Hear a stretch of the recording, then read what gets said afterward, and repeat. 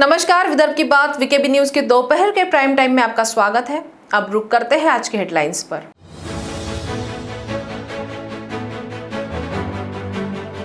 जिला परिषद व पंचायत समिति के उपचुनाव रद्द होते ही लगी श्रेय लेने की होड़। कांग्रेस और भाजपा की अपनी अपनी दावेदारी।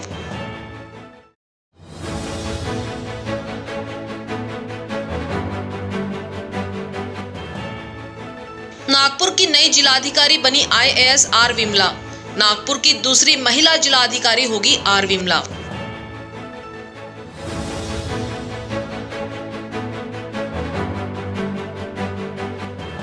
और नागपुर जिले में 19 जुलाई तक जारी रहेंगे प्रतिबंध। जिला प्रशासन ने जारी किए दिशा निर्देश।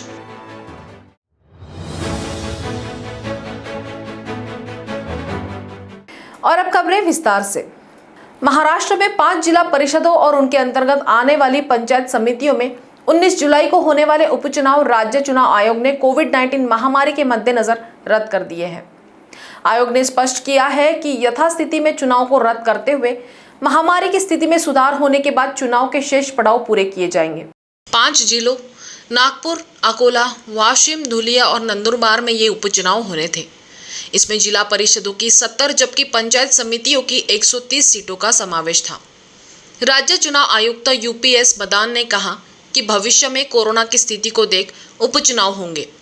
उस दौरान अब तक पूरे हुए चरण से 8 के चुनाव हो तो सभी प्रक्रिया नए सिरे से शुरू नहीं की जाएगी। इस घोषणा के बाद ही राज्य में चुनाव के रद्द होने से अब इस पर श्रेयवाद शुरू हो गया है। सत्ताधारी मंत्री एक और इसे राज्य सरकार की कामयाबी बता रहे हैं, जबकि भारतीय जनता पार्टी ने इसे उनके प्रयासों के साथ सफलता मिलने का दावा सीधा सीधा ठोका है। जिला परिषद और पंचायत समिति के उपचुनाव रद्द होते ही अब राज्य में श्रेय लेने की होड़ सी लगी हुई है।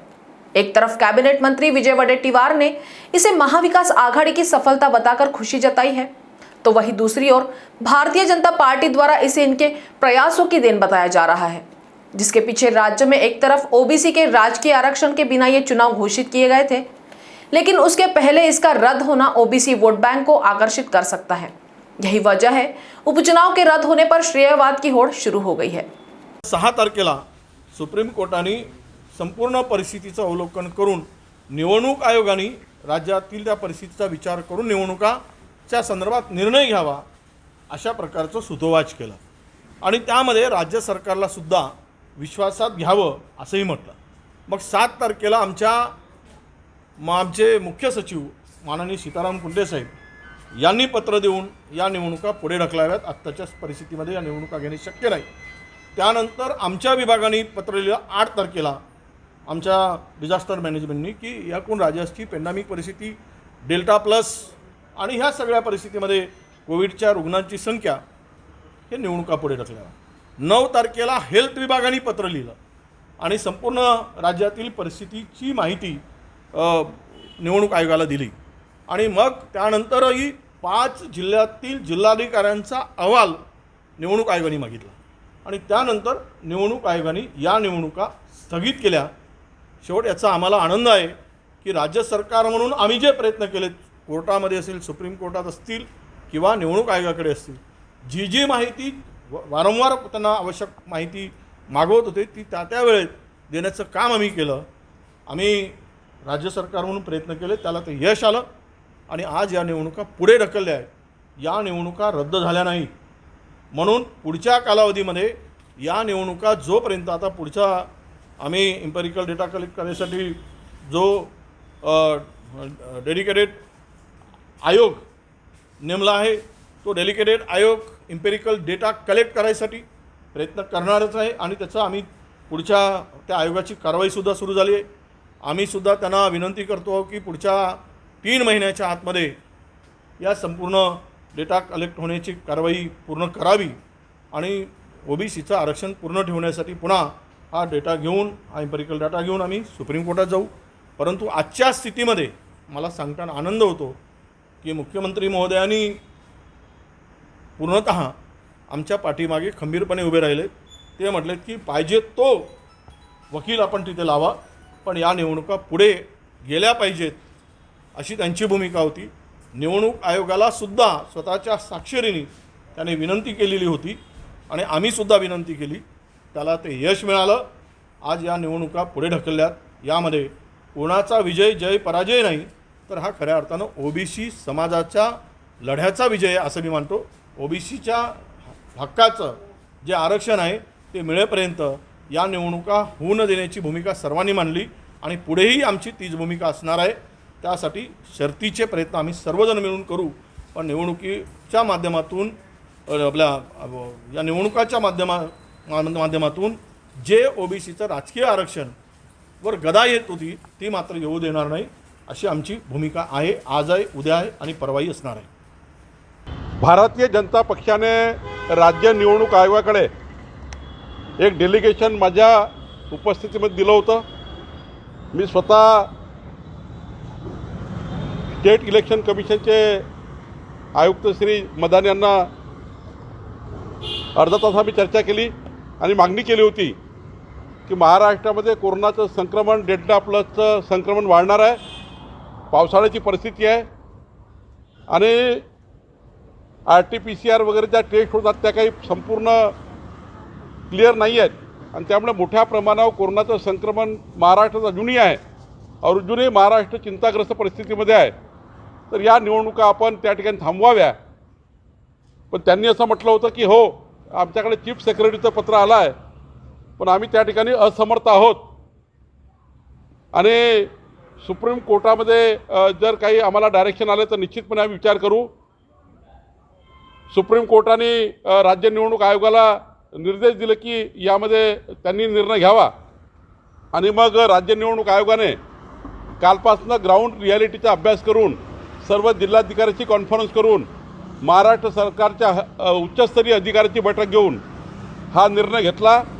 मी या निर्णयाचं स्वागत करतो की आज महाराष्ट्र ज्या कोरोनाच्या परिस्थितीमध्ये आहे आणि आपण त्या ठिकाणी अजून महाराष्ट्रामध्ये मोठ्या प्रमाणात कोरोना वाढला असता आणि म्हणून हा निर्णय झाला. या निर्णयाचं मी स्वागत करतो आहे. राज्य निवडणूक आयोगांना सुप्रीम कोर्टाने निर्देश दिले की राज्य निवडणूक आयोगाने निर्णय घ्यावा. राज्य निवडणूक आयोगाने संपूर्ण राज्याची परिस्थिती लक्षात घेऊन डेल्टा+ आणि पावसाळ्याची परिस्थिती लक्षात घेऊन येणाऱ्या संक्रमणाची परिस्थिती घेऊन हे राज्य निवडणूक आयोगाने घेतलेला निर्णय आहे. आणि त्यामुळं काँग्रेसने काय निवेदन दिले, आम्ही निवेदन दिले, सर्वांनी राज्य निवडणूक आयोगाला निवेदन दिले. पण राज्य निवडणूक आयोगाचे आभार मानावे लागतील की त्यांनी ग्राउंड परिस्थितीचा निर्णय त्या ठिकाणी घेतला, ग्राउंड परिस्थिती विचारात घेतली. राज्य सरकारचे यश कशामध्ये आहे? राज्य सरकारचे यश आहे की सुप्रीम कोर्टाने दिलेल्या निर्देशाप्रमाणे महाराष्ट्र सरकारने ओबीसी समाजाचा डेटा तयार करून निवडणुकीपूर्वी, येणाऱ्या निवडणुकापूर्वी किंवा जेव्हा निवडणूक आयोग निवडणूक लावेल त्यापूर्वी ओबीसीचा इम्पेरिकल डेटा तयार करून ओबीसींना सुप्रीम कोर्टाच्या निकालाप्रमाणे रिझर्वेशन देणे हे राज्य सरकारचे यश आहे. हे राज्य सरकारने केलं पाहिजे. जे राज्याचे यश आहे ते राज्याचे यश आहे. हे राज्य निवडणूक आयोगाने केलं आहे. त्यामुळं वडेट्टीवार साहेबांना आणि भुजबळ साहेबांना माझी विनंती आहे की आता तुम्हाला स्पेस मिळाली आहे, या स्पेसचा फायदा घ्या आणि तातडीनं 3 महिन्याच्या आतमध्ये राज्याचा सुप्रीम कोर्टाने दिलेल्या निकालाप्रमाणे तातडीनं इम्पेरिकल डेटा तयार करा. विधानमंडळात जो ठराव तुम्ही केला तो चुकीचा केला, तो सुप्रीम कोर्टाच्या निकालाच्या विरुद्ध आहे. तो ठराव राजकारणाचा, विधानमंडळाचा राजकीय वापर करून तुम्ही केला आहे, तो वापस घ्या आणि तातडीने सुप्रीम कोर्टाच्या निर्देशाप्रमाणे महाराष्ट्रातल्या ओबीसी समाजाचा डेटा तयार करून 3 महिन्याच्या आतमध्ये हे आरक्षण टाका. म्हणजे पुढे जेव्हा निवडणूक आयोग निवडणूक लावेल तेव्हा ओबीसींना रिझर्वेशन मिळेल. त्या दिवशी खरं राज्य सरकारचे यश राहील. माननीय प्रधानमंत्री मोदीजींनी जे मंत्रिमंडळ तयार केलं त्यामध्ये 27 ओबीसी समाजाचे नेते घेतलेले आहेत आणि त्यामुळं हा आरोप करणे योग्य होणार नाही की मोदीजीच्या मंत्रिमंडळात ओबीसी नेतृत्व नाही आहे. स्वतः माननीय पंतप्रधान ओबीसी आहेत आणि संपूर्ण मंत्रिमंडळाचा अभ्यास करा. 27 मंत्री ओबीसी घेतलेले आहे आणि त्यामुळं याच्यामध्ये कोणी राजकारण करण्याची गरज नहीं है. नागपुर के नए जिलाधिकारी आर विमला होगी. शुक्रवार को राज्य सरकार ने 7 IAS अफसरों के तबादले किए हैं. नागपुर की जिलाधिकारी बनने जा रही है R Vimala. IAS R Vimala राज्य सरकार के ग्रामोन्नति मिशन में CEO के तौर पर कार्य कर चुकी है, जिसमें उन्होंने कई उपलब्धियां हासिल की है और ग्रामोन्नति मिशन के माध्यम से आर विमला ने ग्रामीण भागों को जोड़कर रखने में महारत हासिल किया है। ग्रामीण भागों के आर्थिक विकास के लिए उनका नाम जाना जाता है, जहां बचत गट के माध्यम से 2 लाख महिला बचत गट आर विमला ने तैयार किए, जिसके माध्यम से 30 लाख ग्रामीण परिवार को उन्होंने जोड़ा है, जबकि 23,000 युवकों को विविध कौशल कार्यक्रम के जरिए प्रशिक्षित कर 10,000 युवाओं को रोजगार देने के लिए आर विमला का नाम अग्रणी माना जाता है। महाराष्ट्र कैडर की IAS आर विमला मूलतः तमिल भाषी है, जिन्हें हिंदी कविताएं काफ़ी पसंद है। इस कारण उनका 2018 में हिंदी कविता संग्रह भी प्रकाशित हुआ है। विभागीय आयुक्त पर कुछ दिनों पहले एक महिला अधिकारी की नियुक्ति के बाद अब जिलाधिकारी नागपुर के पद पर फिर एक महिला अधिकारी नियुक्त होगी, जिसका नाम आर विमला होगा। कोविड डेल्टा प्लस वेरिएंट की आशंका को देखते हुए सरकार और प्रशासन ने नए प्रतिबंध लागू किए थे। अब इन प्रतिबंधों को आगामी 19 जुलाई तक जारी रखने का निर्णय लिया गया है। जिला प्रशासन ने इस संबंध में आदेश जारी किया है। राज्य सरकार ने कोविड डेल्टा प्लस वेरिएंट और तीसरी लहर की संभावना को देखते हुए संपूर्ण राज्य को लेवल 3 में डाल दिया है। इसी के तहत 28 जून से राज्य में नए प्रतिबंध लागू किए हैं। सभी दुकानों को दोपहर 4 बजे तक ही शुरू रखा जा सकता है। वहीं शनिवार और रविवार को अत्यावश्यक सेवा छोड़कर सभी बाजार बंद रहेंगे।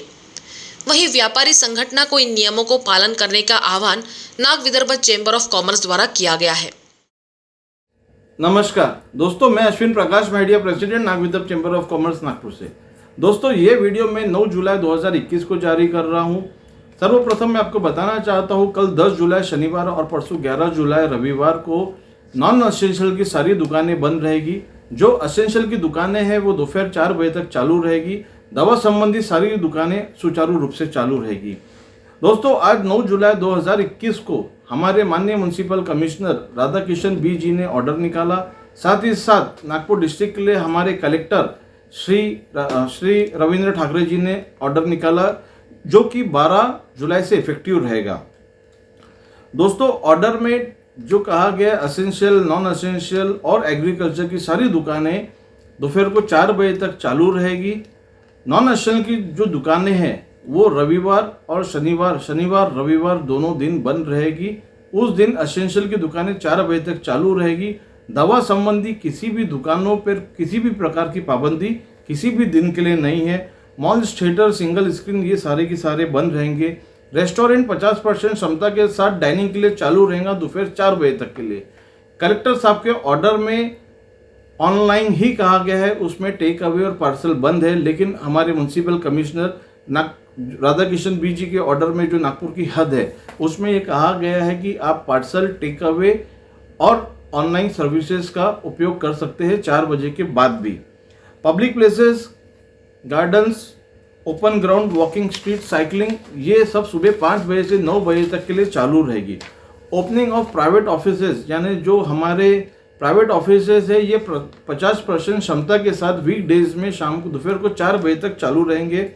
गैदरिंग, सोशल, कल्चरल, एंटरटेनमेंट ये दोपहर 4 बजे तक ही कर सकते हैं। आपको मैक्सिमम 3 घंटे के अंदर 50 लोगों की कैपेसिटी से ही करना है। मैरिजेस दोपहर को 4 बजे तक आपको कंप्लीट करना है। इसका पूरा समय आपको 3 घंटे के अंदर कंप्लीट करना है। इसमें मैक्सिमम 50 लोग ही आप उपस्थित रह सकते हैं।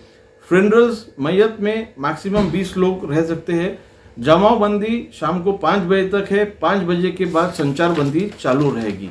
Salon, spa, gym, wellness centre ये दोपहर को 4 बजे तक चालू रहेंगे विथ नो एसी। इसमें एयर कंडीशंस चालू नहीं रहेंगे। आपको इनकी अपॉइंटमेंट पहले से लेना है। स्कूल, कॉलेजेस, कोचिंग क्लासेस और अदर इंस्टीट्यूट्स ये बंद रहेंगे। स्कूल कॉलेजेस में ऑनलाइन शिक्षा के हिसाब से आप स्कूल में जा सकते हैं, टीचर्स जा सकते हैं, एडमिशन पर्पस के लिए जा सकते हैं। सभी प्रकार के धार्मिक स्थल बंद रहेंगे। दोस्तों, मैं आपको कुछ विशेष, ये तो हो गया पूरा ऑर्डर, कुछ विशेष बातों पर ध्यान दिलाना चाहता हूं और हमारे माननीय मुख्यमंत्री जी से रिक्वेस्ट करना चाहता हूं कि कृपया मेरे कुछ मुद्दे हैं उसको ध्यान से सुनिए और कृपा करके हम व्यापारियों पे तरस खाकर हमको काम करने की सुविधा प्रदान करें, समय बढ़ाए। दोस्तों, DCHC जो कि कारपोरेशन के डेडिकेटेड कोविड हेल्थ सेंटर्स होते हैं मुझे ऐसा जानकारी मिली है कि यहाँ पर स्टाफ को रिलीव कर दिया गया है क्योंकि अभी तक यहाँ पेशेंट्स नहीं आ रहे। इसका मतलब सिचुएशन अंडर कंट्रोल है, पेशेंट्स कम है। मैं हमारे मुख्यमंत्री जी श्री उद्धव जी ठाकरे से निवेदन करना चाहता हूँ, सर ऑलरेडी पूरा व्यापार ऑक्सीजन और वेंटिलेटर पे चल रहा है। भगवान ना करे किसी भी प्रकार से थर्ड वेव आ जाए और हमको फिर लॉकडाउन, पूर्ण लॉकडाउन करने की नौबत आ जाए तो व्यापार पूर्ण रूप से ख़त्म हो जाएगा। जब लेवल 1 में भी थे तो हम लोग 2 हफ्ते 4 बजे तक ही चालू रखे, फिर हमको 1 हफ्ते के लिए 8 बजे तक किया गया। जब भी पेशेंट नहीं बढ़े, ना जाने क्यों वापस से पूरा की पूरा 3 हफ्ते से हमको 4 बजे तक के लिए बाइंडिंग कर दिया गया।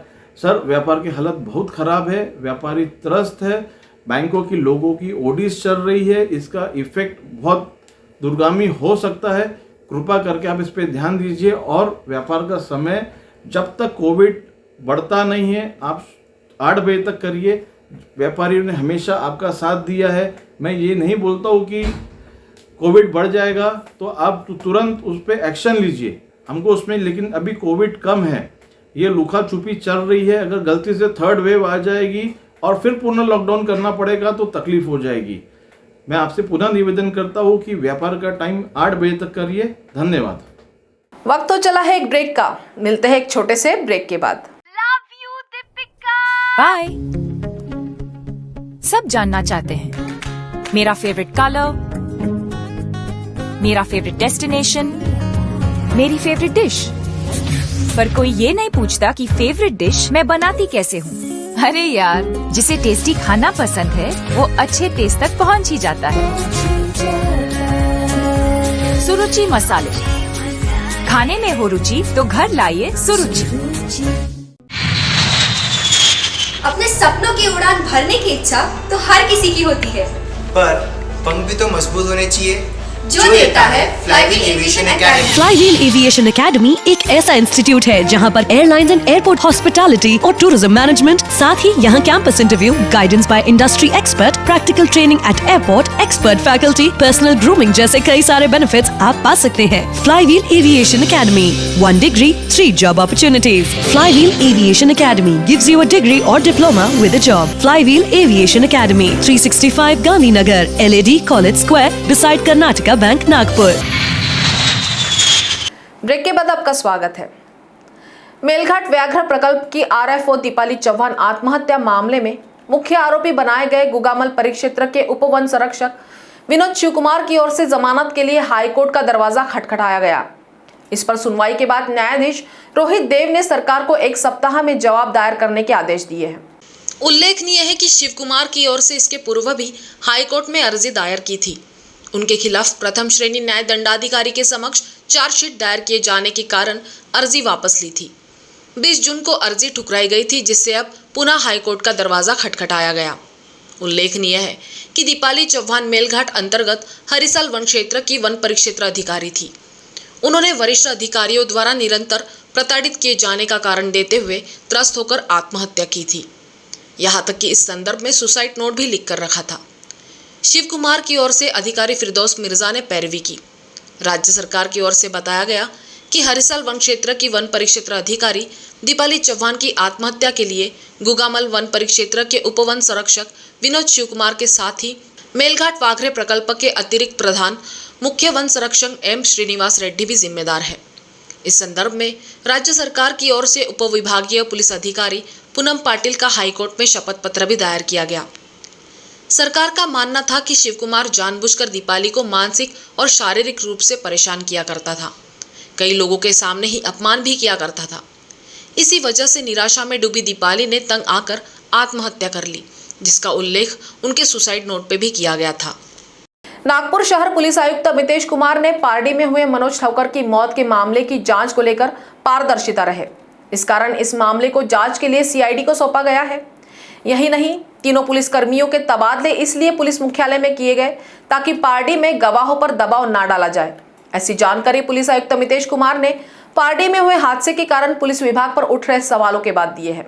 माझा भाऊ उमाटे भाऊ काय भावना आहे लोकांच्याकडे की मोठं यश आहे नागपूर पोलिसांचं हे बरोबर आहे. आज 125 लोकांना अंदाजन 37,50,000चे मोबाईल फोन्स परत करण्यात आलेले आहेत.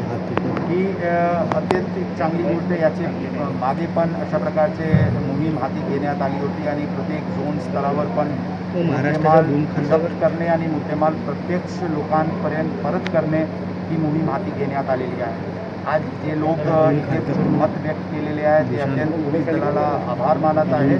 आम्ही त्याचे सहज स्वीकार केलेले आहे आणि आम्ही त्यांना आश्वासन दिलेले आहे की नागपूर शहर पोलीस शहरात जे काही गुन्हेगारी हालचाली होत असतील त्यांना पूर्णपणे नष्ट करण्यासाठी सक्षम आहे आणि अत्यंत जोराने ते काम करत आहे. त्यांचे जे लोकांचे जे सहकार्य प्राप्त झालेले आहे ते अत्यंत चांगली आहे आणि आम्ही आश्वासन देतो की अशा प्रकारचे काम शहर पोलीस दल पुढच्या काळात पण करत आहे. सर, चोरीला गेलेले मोबाईल होते यापैकी ज्यांनी चोरले त्यांच्यावर काय कारवाई करण्यात आली, कारण की या घटना वारंवार घडतात सर? बरोबर आहे. जे रिसिव्हर्स आहेत ज्यांच्याकडे मोबाईल सापडलेले आहेत त्यांच्या विरुद्ध पण कारवाई करण्यात आलेली आहे. त्यांचे पूर्व रेकॉर्ड पाहून कारवाई करण्यात आलेली आहे. काही प्रकरणात त्यांना मोबाईल सहज कुठेतरी पडलेले दिसले होते, त्यामध्ये त्यांचे काही हेतू नव्हता. काही प्रकरण तसं आहे. काही प्रकरणामध्ये कोणी पडला आणि त्याच्यानंतर घेऊन गेले आणि त्याचे वापर केले.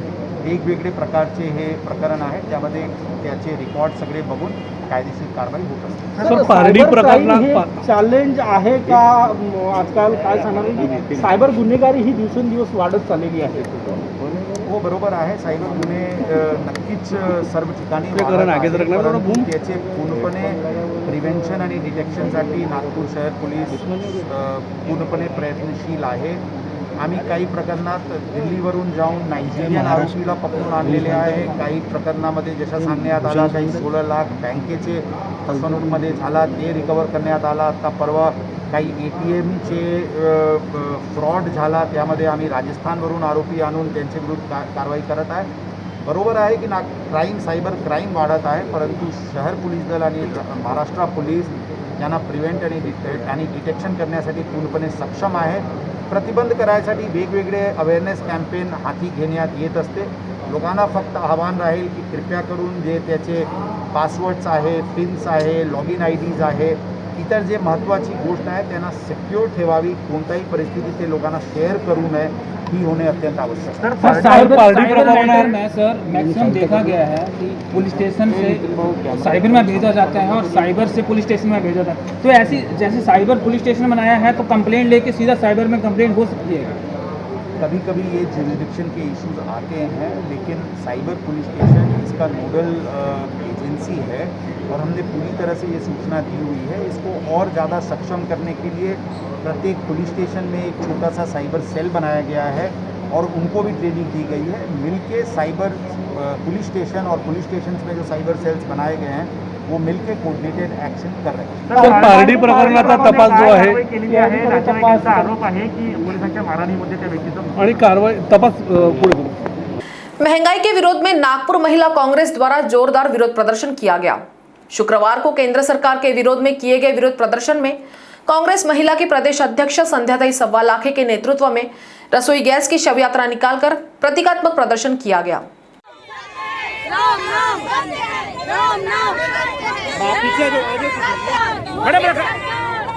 अरे मोदी तेरी तानाशाही नहीं चलेगी, नहीं चलेगी। अरे मोदी तेरी तानाशाही नहीं चलेगी, नहीं चलेगी। अरे मोदी तेरी तानाशाही नहीं चलेगी, नहीं चलेगी। पेट्रोल डीजल के दाम कम करो। बढ़ती महंगाई के खिलाफ ये है नागपुर महिला कांग्रेस का प्रदर्शन, जो दर्शाता है कि देश में दिन ब दिन महंगाई की मार किस कदर आम जनता पर पड़ रही है।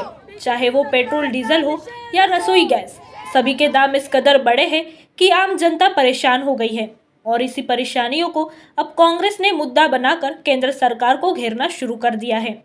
गुरुवार को नाना पटोले के नेतृत्व में साइकिल रैली निकाली गई तो दूसरे दिन महिला प्रदेश कांग्रेस की अध्यक्षा संध्याताई सव्वा लाखे के नेतृत्व में नागपुर में रसोई गैस की शव यात्रा निकालकर विरोध प्रदर्शन किया।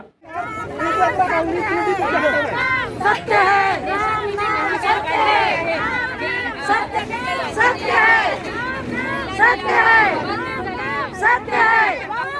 सत्य है, सत्य है। बहरहाल महंगाई के मुद्दे पर कांग्रेस ने अब केंद्र सरकार को घेरना शुरू कर दिया है।